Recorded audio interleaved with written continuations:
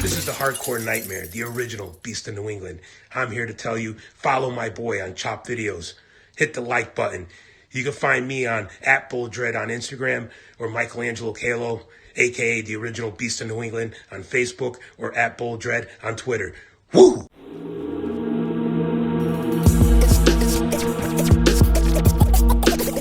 It's about time.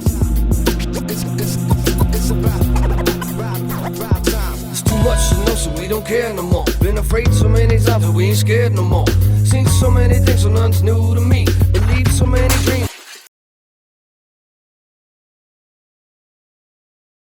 Actually looked it up. It said actually February 14th, 1997 was your debut, is what it says on Wikipedia, if that's right. Okay. Yeah, Wikipedia knows better than me, sir. It could have been Yeah, my sometimes it's right, sometimes it's wrong. You I never think know. I started school in 96. Valentine's Day on 97, it says. Yeah, I wouldn't doubt it. Yeah.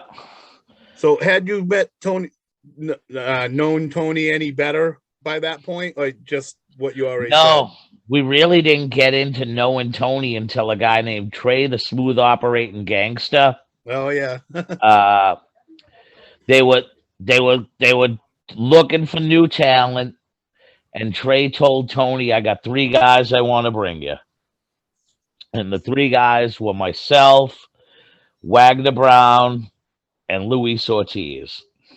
Luis ended up being the first, and then myself, Wagner, Damon Doc Angelo, and Bo Douglas ended up getting added to that mix in '99. All right, we'll probably come to that, right? That's probably after. Oh Or is yeah, that right after yeah. this? Well, since I'd have to say 96-ish, 97-ish, I started. So 99 was my debut with Tony. with Tony, and we did a show at the Revere Stadium. It was an outdoor show. It was a 6-man tag match. Me and Damon ended up fighting to the back, and me and Damon were always very snug with each other, and that would be to say the least. And my uncle, my mother's twin brothers there. My mom passed away when I was 16, I think I was. Either 15, 16, but it was my sophomore year in high school. So anyways, my uncle, he lived a half a dozen streets down from where the show was being held, and he wanted to come see me wrestle. So he was so convinced that that me and Damon were legitimately fighting, he went to the fucking locker room door and demanded that he speak to the kid that, quote unquote, was really trying to intentionally hurt my nephew, because now I'm going to hurt him. Okay? That's awesome. So Tony Rumble comes out to talk to my uncle. Tony knows my uncle. Comes back in. He goes, "Hey, Lenny's your uncle?" I go, "Yeah." I had just met Tony, legitimately. Just met him a couple shows ago, probably 3 months fresh with them. The one reason why he felt comfortable talking to me, because the first time he met me, me and Rob Van Dam's cologne, we shared the same maker. So, and that was an ins with Tony. So my effervescent, my effervescent smell. Took me a second. Yes, there you go, buddy. It's the old 420 got me in the door. Yeah. So I instantly, from that first smell, became one of his favorite new hirees. And that got heat with the boys too, man, because I became really? later on as we become friends, I was getting Tony things. Became his ride. Yeah, man. I paid. Yeah. So could be a good end pretty quick if you make amends like that. Yep. So Tony's like, "How do you?" He goes, "So Lenny's your uncle? Whose kid are you?"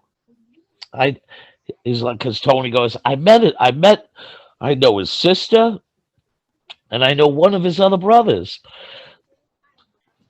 I go, I'm the sister's kid. He goes, it's the name Jason.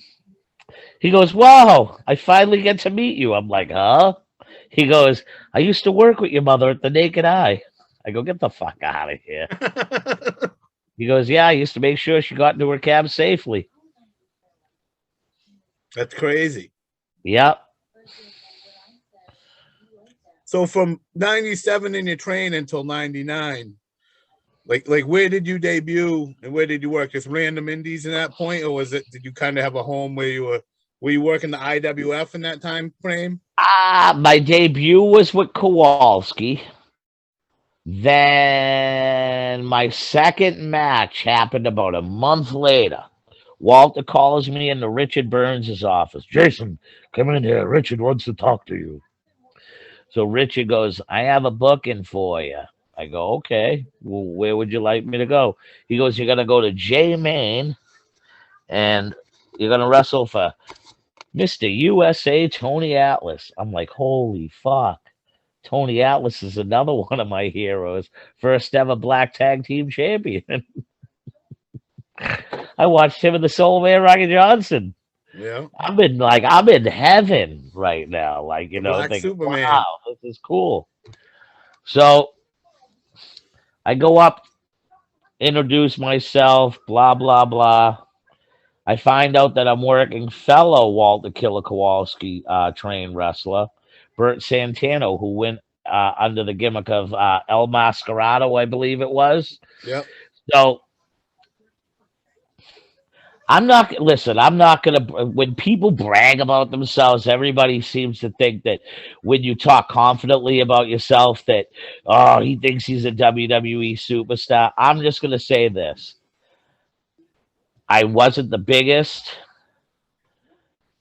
person in the ring, but there's one thing that I believe I had over a lot of people was my way of reading film. And what I mean by reading film and dissecting it is I came from sports, and my whole life I was studying professional wrestling like it was a film, like it was like as if I was watching football film, and I never recollected that.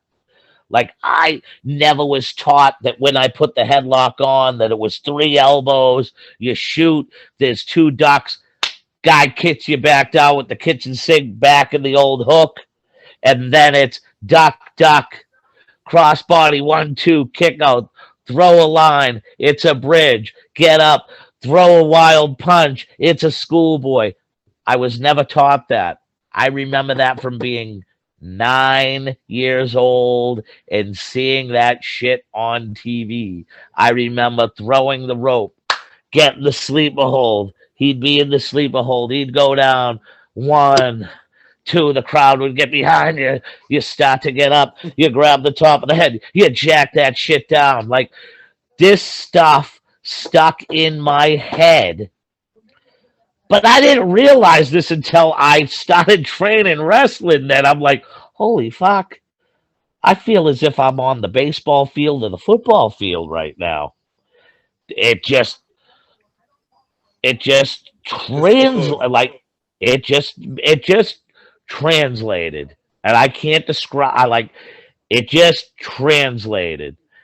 And when you got guys that been in that school for 4 or 5 years telling me at 6 months how fluent I was, I was like incredible. I got compliments. You know what I mean? And the thing is I took into consideration, like, I got to face Matt Hardy twice. And I use this as a guiding line. That guy's a WWE superstar. Legendary professional wrestler. And the way I was trained, what right even as good as I was, independently recognized, PWI top 500 a few different times, NWA World Junior Heavyweight Champion 3 different occasions, and having been in the spotlight with people like Bob Backlund, Tony Atlas, and others, when I faced Matt Hardy 2 nights in a row, back-to-back nights, I did not want to work 50-50 with them. I felt that I probably deserved as much as 30 to 35% of that match, 30 at most. My job as being Jason Rumble that night, the way that I get myself over, so to speak, my antics, my heelness, but you won't, most of all, my selling and my willingness to put my body on the line for Matt Hardy, and not being selfish and going, but look at how good I can make this tape with the 700 fucking eye spots I have in this cool, stiff fucking exchange that I'm going to have with Matt Hardy that does not deserve to be treated like that, all for my own selfishness so I can put it on a tape.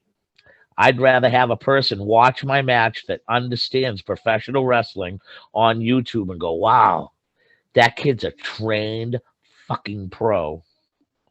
Look at His him selling sell. was on point. The way he was there for him was on point. He made Matt Hardy look like $1 million fucking dollars. That's the style of wrestling that I was trained to do.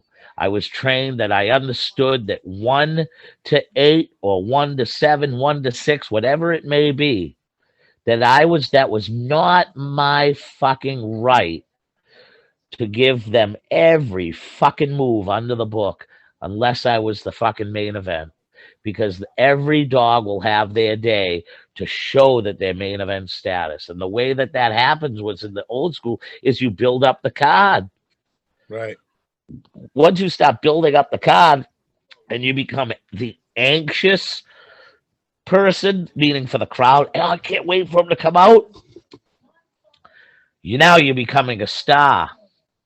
Now you're becoming, so like, I pride myself on the less is more. I prided myself on going, man, if there's 500 people here and 10 people come up to me and tell me that was fucking awesome, I did my job. I didn't need 499 of them to come up to me and pat my ass, because I know the 10 people that did come up to me and pat me on the back, those 10 people were probably pure fucking wrestling fans, and they understood exactly what I was doing. Right. So I get the face Bert Santana. Bert goes, oh, you're trained by Walter. Yep. He never asked me how many matches I had, so he assumed that I had tons of matches. This was my first singles match. It was my second match overall. So I go out there, him and I, with 20 minutes. Comes up to a point in the match where he clears everything off the timekeeper's table. And at that time, the timekeeper's table was still tight to the fucking ring apron. Lays me on the ring apron, hops back in the ring, runs twice, bringing the ropes. Third time when he comes back, planches over the top rope with the forward roll, puts me through the fucking table. Rolls me back in the ring, pins me 1, 2, 3. He goes back, he hugs me. He's like, kid, that was fucking awesome. You must have been doing this for a while. How haven't I met you yet at Walter's? And by this time, Bert had his own school up in Worcester, and he was training kids on like carpet padding at the Boys and Girls Club in Worcester. And I go, I've been in the business for probably about a year. It's my first ever singles match. My first match was about a month ago. He bugged out. Why would you fucking let me control you like that? Why would you let me put you through a table? So once he got done yelling at me, he goes, well, you're going to explain yourself? I go, I was trained to just do as I'm told. And I go, I didn't feel uncomfortable. I go, every move you did to me, I felt like I was protected. I felt like I was supposed to be doing this. I go, so I didn't feel unsafe. I felt you was there to protect me. and first and foremost, I'm here to do what I'm told, you know. And I apologize. So 5 minutes later, Tony Atlas comes over. He kind of reads me out, and then he ends it by, "Boy, are there any more of you where any more likes you where you come from?" I go, "Mr. Atlas," I go, "there's plenty more like me, but they look different." He goes, "Boy, Jason Rage, you had now become my assistant," because he didn't say assistant right. "Assistant booker. I got your number, and from now on, I'm going to call you at about 6 weeks out between the shows. So, which means I'm going to call you on Sunday. You're going to get me 4 to 6 guys, and I want to know their names." I was like, "Yes, sir, Mr. Atlas, sir. So you my assistant booker, Jason Rage." And I was like, "Thank you very much, sir. I'll see ya." But I'm thinking this guy's full of shit. He he ain't calling One me. match and you're already booking. One match and I'm already booking fucking extra talent. So and he never lied to me. He called me that Sunday and go, "Jason, that was incredible. I just watched that because we did the post production, and man, are you sure you only been working 2 matches?" I was like, "Tony, I wouldn't lie. Boy, I'm so glad I met you." I was like, "Thank you." Because there's going to be more Jason Rages, but just they look different. I was like, "Yes, sir.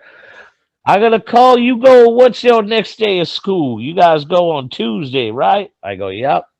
He goes, "I want you to get me 4 guys. This is how I'm going to describe her." I go, "No problem." He goes, "You call me Tuesday, no matter what time it is. This is the catch. As long as it's before 11 o'clock. Because I got to be up early, boy." I was like, "Why would you tell me to call you?" But I didn't want to say this to him. I didn't want to lose my booking job on the first fucking day. So I never questioned it. I called him that Tuesday before 11, and that it was. I think I booked myself because I brought up 5 of them. It was just me, Wagner, Bo, and the other 2 were standbys. One was a guy named Mike King, who is Apocalypse in Atlantic Pro Wrestling. Yep. And the other guy was a kid named Derek Vasconcelos, and he went under the name of Derek Vasco when he was in the independents around here in New England. Derek probably hasn't been around here in 15 years at least. But Derek worked for Mikey Spada for a little while in the early days, early 2000s. He probably moved from here around 2005-ish, but he came up at Kowalski's around 98. So yeah, those were the guys I brought up, and I was featured on that You Want to Be a Pro Wrestler. Myself, Bo Douglas, we were all on that. I was the guy that Tony was on the phone with. Oh yeah, let's hear about that. Tell me all about that. So that went really well. It was cool having the MTV cameras around, and it was supposed to go further. It's just James St. Jean, the owner of EWA, like, he just went haywire and off the fucking rails. Like, it just basically lost his brain, and they basically told MTV to go, like, if you watch the series, it goes from EWA to a brand new promotion. They basically EWA screwed MTV hardcore. They're lucky that EWA is so lucky that they had Tony Atlas to bail them out of that hole, because Tony was able to talk them in to go, "Okay, why don't you just follow me around? And you go to my shows, and I'll show you this, and you can meet other independent wrestlers."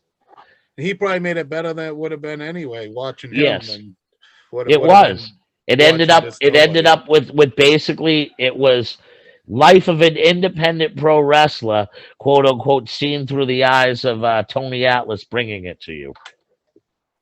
So yeah, that And it was was the a wrestler everybody knew. You know, everybody knows Tony Atlas. yep. It was a fun time. It was a fun time. I did an interview with Joe Bruin, and he talked a lot about it because he was backstage and in a lot of them clips and stuff. Yeah, yeah. A young Joe Bruin, the man, the myth, the legend. Yeah, I did like a 6.5 hour interview with him on his whole career from the Holy time he shit. started right through. Holy crap. Yep. Joe Bruin's one of the best when I was a young Jason Rumble in probably the 2000 era. I believe he ran a show at the Johnson and Wales University that I was on, and he interviewed me on the outside of the ring. I believe it's one of many Jason Rumble interviews that you can find online. So when you started out, were you Jason Rage at the very beginning when you debuted? Yeah, yeah, yeah. Is there any story behind that name, or you just what's your name gonna be, kid? Jason Rage, I guess. How'd you get the name? Okay. Did Kowalski give it So to you? this or- is no. So I always wanted to keep my first name, and from what I understand, wrestlers or star actors would look at their streets or their cities. Well, buddy, I grew up on the corner of West and Adams. I could have named myself Adam West, like fucking the original Batman, if I wanted to. Or I could have been the aristocrat, Wesley Adams. Okay. But I figured I'm a stoner. Okay. Number one. I'm just gonna put that out there. I'm a stoner. Hey, that's nothing wrong with that. Don't we Okay. all? Okay.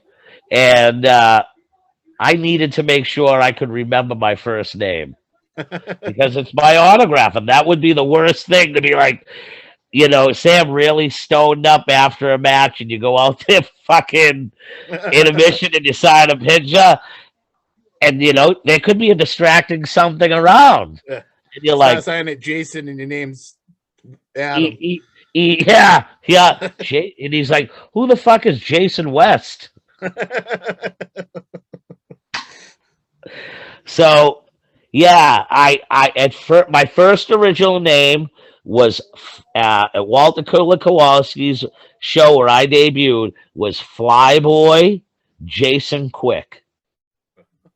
Flyboy. Flyboy Jason Quick. Before Rocco Rock. Basically, he was the kid back then.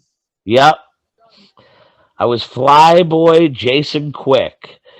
Then when I went to EWA, I took on after my first legit when they were doing their TV out of Lewiston, I morphed my character and I just called myself Jason. And so that lasted for a month. So but the character itself, the Raven style character, because I had my clique was called the Jaybirds. Indie wrestlers, man. And instead of the NWO, we were the TWO, the True World Order. And instead of for life, it was forever. Yeah, I created all that shit.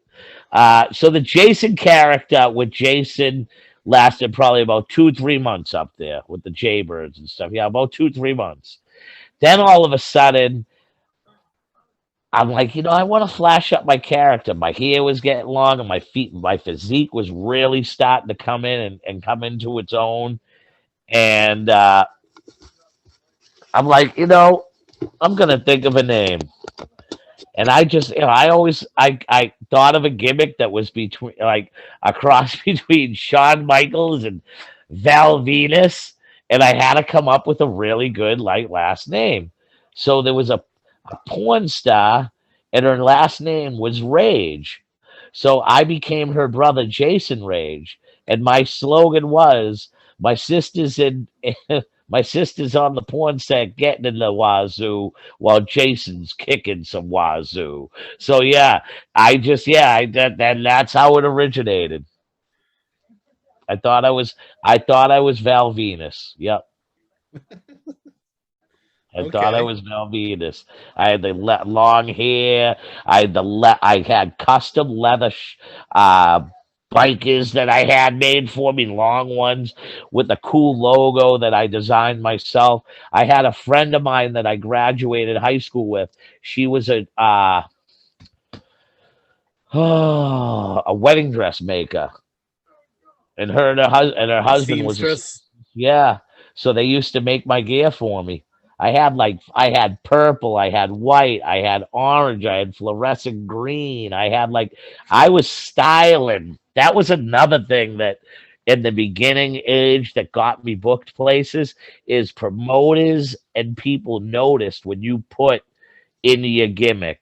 Like it I'm not gonna put no names out there, but there's plenty of wrestlers that like if they had started when I started, realistically, they wouldn't do anything. Even if they were better performers than me, they wouldn't do anything because their armor didn't look the fucking way that it should look. Like there's tons of New England dudes that are fucking phenomenal workers, but when you look at their physique, you're like, guy, there's Yeah. 24 hours in a day. Even if you got a day job, you work 8 hours, you sleep 8 hours. That's 16 hours. What's the other eight producing? Stugats. You can find 45 minutes to an hour in your day to get a workout in. You know, it's And no. their gear, like you said, not only Oh their yeah, body, man, but their and gear. their gear. Al Snow used to say that all the time. I took around a dozen different Al Snow seminars all over the world, all over the United States. Him, uh, what's his name there? Les Thatcher. I took his shit. I trained with Tracy Smothers for a little while. Like all the like that's all they would say is like you have to if you don't invest in you, how do you expect a company to invest in you? And that's, I'll be honest with you, that's still the big difference to me. Even though everybody's cup of tea ain't the WWE, my thing is when you discuss WWE, it's different. Like Vince is a publicly traded company, so he's not just answering to himself. He answers to a board of fucking people. His product is different. His product is not. His product is like bringing you a 3 hour episode of Friends and figuring out how Joey, Chandler, Monica, and the rest of the crew can be in fights in a bit. That's what the WWE is. People have like that's what some people just got to come to grips with. It's different. Right. You know what I mean? It's different, and you know, I I base myself to almost being a character like that. Like that Vince is an investor. When Vince puts you on TV, okay, those commercial spots cost a lot of money that The people invest in airtime is those money. commercials, and the airtime is money. So you're an investment to Vince McMahon, you know, if that makes any sense at all. Oh So if yeah. you just look like a schlep rock, Vince is like, what? Why should I invest in you when you can't invest in yourself? Great Right. workers are out there that should have signed with the WWE or WWF, but Vince is an investor, and Vince invests in people that invest in themselves. So So where I did you live go by from that. there from the EWA with Tony Atlas? Did that All right. were you up there I long or that was just a couple I months, was right? no. I worked with Tony for until we started doing things on NDS in 2000. I was with Tony from 98 to Tony Atlas from 98 to roughly 2000 when EWA fell apart. You work Uh, many names up there or no, but he let me hone my craft. Me and David Doc Angelo invented our own fucking division called the Brawl Without Law. Because we were ripping off fucking spot for spot matches with the fucking that we would take like matches from like Rob Van Dam with Sabu, combine it with Tanaka and Mike Awesome spots, combine it with the Taz and the fucking Sabu spot, like, and put all that shit together. Tony Atlas used to fucking cream in his pants after watching these. My God, boys, you look like you beating each other up for your lunch money. Loved it. He would be like, I want that match bigger and better next month. Okay, Tony, no problem. We need a table, Tony. I'll buy 3 of them, and I'll throw in a couple chairs. Buy a trash can. David D'Angelo, if he's out there listening, he's got some of this early shit on tape. I sit on, like, the things we do, and, like, I'm gonna be honest with you, we were doing this shit well before some of these indie guys were. I'm not gonna lie, I'm an originator. Bo Douglas will tell you, we originated this. We up in Maine, up in Lewiston, up in the Lewiston Armory for Tony Atlas in Bo's one I want to talk 1999. to. I haven't talked We to him yet. I reached started out to him, but they haven't talked we to him yet. we started doing this Brawl for Outlaw shit. We started working GCW style, minus thumbtacks and fucking glass and light tubes. Those dudes are crazy ass son of a bitches. My respect goes out to them, but that glass shit I ain't doing. But we were fucking jumping off stage, going through tables, hitting each other with fucking telephones, computer keyboards, trash can covers, you name it. And me and Damon D'Angelo were doing it. So what would be the next step from there, from EWA?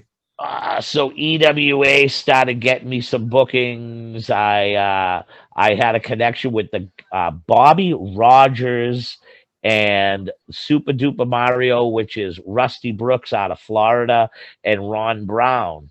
So I started Super traveling. Duper Mario was Rusty Brooks. I never realized Yes, that. sir. Yep. I remember And, Super Duper Mario in IWCCW, but I never realized it was Rusty Brooks. Yep, the Bobby Rogers I'm talking about is from down in Miami area of Florida, Fort Lauderdale. Bobby is most infamously remembered for trying to sell his organs online. Wow. And fraudulate to get money. Yeah. So I was a frequent flyer of working for Bill Brown's original Florida Championship Wrestling. So I was already traveling. It got in my mind. I knew, you know what I'm saying? The I used to original go Florida Championship Wrestling. Which yes, one was sir. Chris that was Charger. after Dusty's reboot. Yep. So we're talking 99, 2000, 2001, 2002. Before Vince was using it as a oh yeah, well before. Okay. I was there in 99, 2000.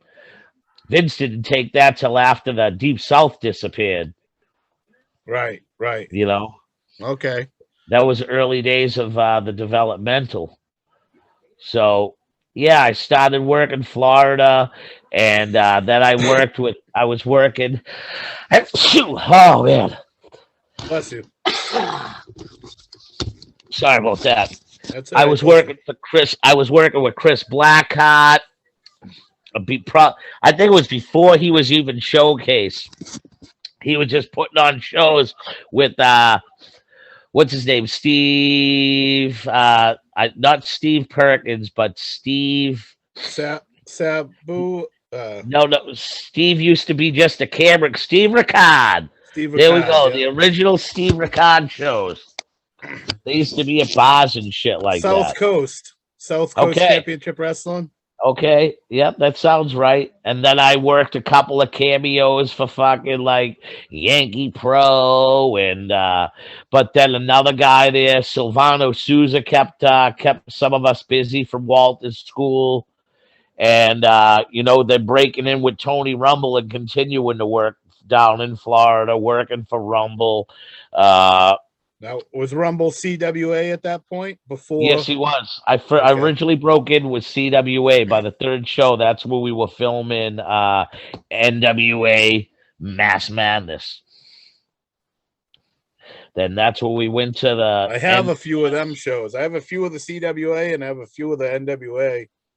New Well, England shows. I'm trying to help out a friend of the Savoli family who is trying to, uh, in a way, shape, and form, get his hands on that library. But the original library itself, that if he doesn't want to get sued by taking people's VCR copies and making a library out of it, basically owned by Pat Doyle, who runs Melrose Mass TV, and he was Tony's right hand man during that. And I've been trying to get in touch with Pat to see if he would be interested in, letting this guy purchase the right to air these matches in their clarity and let the Mass Madness and CWA side of Tony Rumble's magic be seen by a lot of great wrestling fans who deserve to see Oh the yeah. stuff that Tony Rumble put on. He has the whole run. Oh, buddy, yes, he does. Oh, nice. I've never seen it all. I'd love to see it.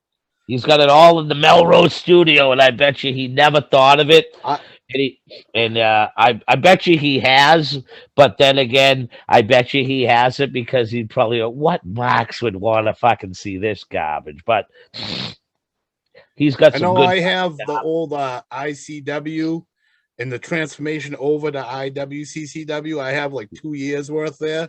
And I Yep. started putting it up, and somebody actually messaged me and said, "Hey, buddy, how about not putting this up? We're trying to put it up."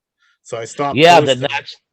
that's the dude. That might be the dude that's helping the Savoldis out. Yeah, Savannah or Savmar or something. His name is It could online. be. Okay. But so I stopped posting it. But that's all Tony Rumble when he was hosting the show, and he was hosting with Bob. Shit, I can't remember his last name. The bald guy there. But Tony's all over the shows. It's all like Tony Rumble, Yep. classic, just Tony talking. Not wrestling, but he's a manager then, and he's a host of the show, and good stuff. Just all personality, all Tony's personality. I love watching that stuff. It's all produced by him, man. He was the booker. He wrote everything. That's what I'm saying. It's all him booking, producing, and talking. So it's just all his personality, the whole thing. Yep. Yeah, that was basically it. And then come 10/13/99, that's the day that everything changed. Yeah.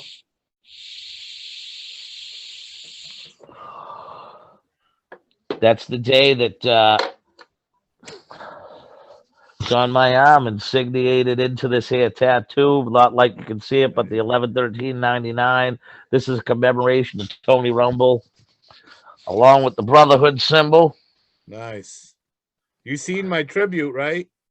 Yes, I have. My video. I Yep. bet you didn't watch the full one. Did you see the full one I did?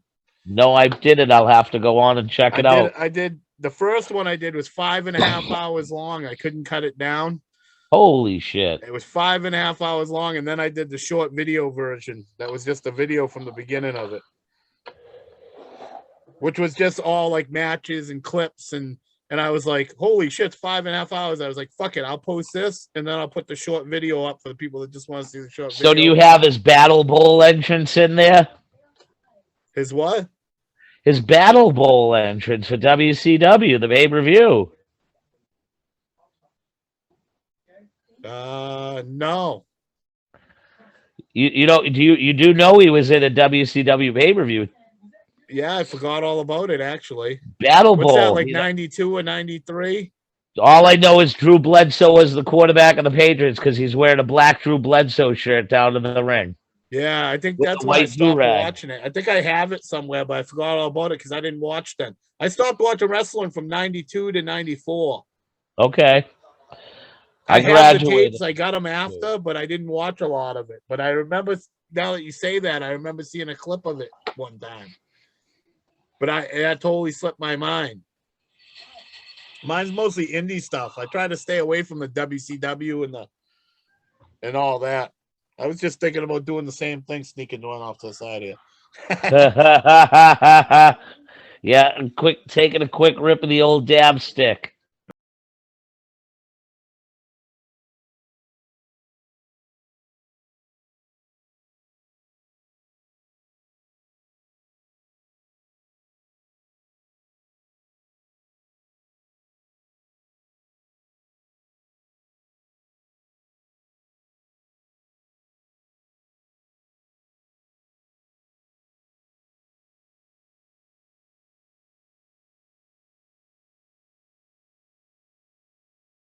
Hello, wrestling fans. This is Brickhouse Baker, 2008 New England Hall of Famer.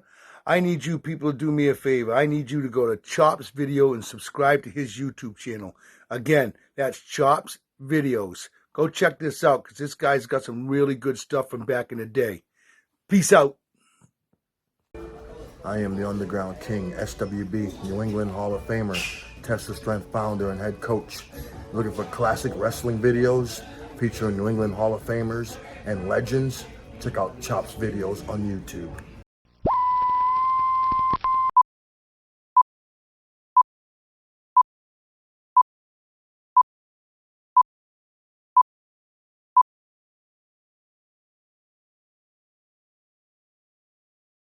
And it turns out there is a path you can take around two moving black holes that haven't quite collided yet, where you can end up in the past of when you started that journey. It's backwards time travel, according to calculations from Einstein's general relativity, is enabled by the severely distorted fabric of space and time, such as what you would get with black holes that came in their own proximity.